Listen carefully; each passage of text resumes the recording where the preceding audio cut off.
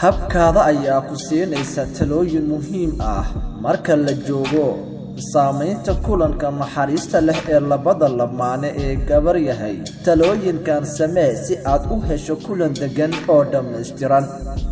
waxaad ka yeeshaa mid ku arkaya. ha u malen in daminta nalka inta lagu jiro ciyaarta in ay ninka ugu filan tahay in uu raaxo helo. ogow, haddii uusan ku arkin raaxadaadaas way dambaysaa.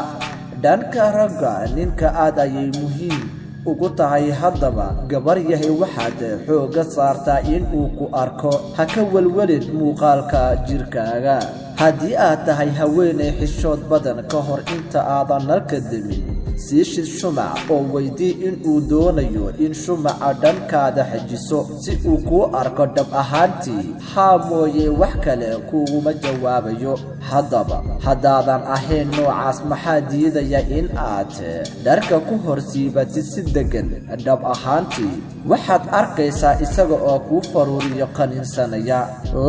noqo qof la maqlayo keliya luuqadda jirka kuma filna qancinta ninka ee codkaada. ugu muuji raaxada, u muuji in aad doonayso. weydii dareenkiisa oo haddaad macaanka dareemaysid cod ahaan ugu muuji, balse yeesan kaa noqon mid gacan ku rimis ah. taasi kalsoonidiisa ayaad ku weynaysaa.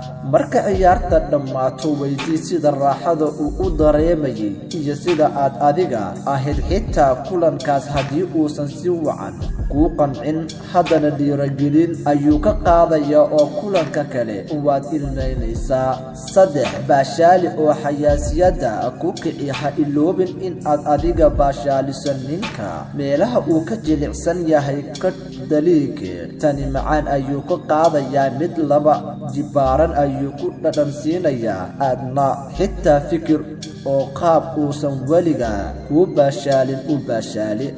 mararka qaar hoggaanka qaba ha ka sugin isaga keliya in hab cusub oo ciyaarta keeno, oo isku day in habab cusub keento oo raaxada ah. oo hoggaanka adiga qaba in aad isaga hoos mariso, kadib indha sarcaad ku ride. marka qolka jiifka soo gashana ka siib dharka adiga.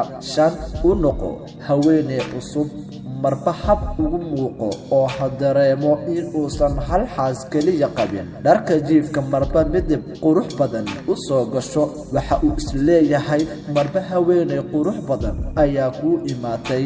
jirkaaga carfi, afkaaga carfi, timahaaga carfi, kilkilahaagana carfi. marka uu laabtaada madaxa la galo, ha dareeme in uu haysto haweeneyda dunida ugu carafta badan, ugu quruxda badan, uguna labiska badan. markasta sariirta bedel oo ka dhig mid qurux badan. go'i uu saaka ka tegay yuusan ugu imaanin, oo u dhig go' qurux badan oo kii kasii qurux badan. marka uu guriga soo galayo, jirkaaga carafta ka soo baxaysa ha sugi waayo ilaa aad qolka ka soo galayso. marka aad hab siinayso, ha dareemo naxariis weligiis uusan arkin, uusan urin, uusanna maqlin. adiga oo keliya ayaa ninkaaga badbedeli karo. dhanka dabeecadda, ka noqo haweeney degan, qaylo badnayn. marka uu shaqada ka yimaado, u muuji naxariis fara badan. ha ku noqonin sida dumarka qaarkood oo aad u malayso in afka loogu jaaxay oo keliya muran iyo qaylo. noqo haweeneyda dunida ugu degan. waxa uu kuu noqonayaa ninka keliya ee dunida kugu jecel, noloshaadana kaama fogaanayo. dadka u malaynayo waxa aan soo gelino in ay yihiin wax xumaan ah, ama aan ka doonayna qarash, ama u maleeya in aan ulajeedo kale ka leenahay. ma ahan hadafkeenu sidaas. hadafkeenu waxa uu yahay sidii aan iskugu soo dhoweyn lahayn lamaanayaasha isqaba, sidii uu ku dhisnaan lahaa guriga, sida haweeneyda ay mar walba ugu xiisi lahayd ninkeeda, sida ninka uu mar walba ugu xiisi lahaa haweeneydiisa. ereyga qoraalka ha fiirin, waxa aad fiirisaa badbaadada ku jirta ereyada aan soo aad iyo aad ayaad u mahadsantihiin. fikirkaagu waa inoo muhiim. haddii aad hayso qoraal bulshada wax u tarayo, nala wadaag. mahadsanid.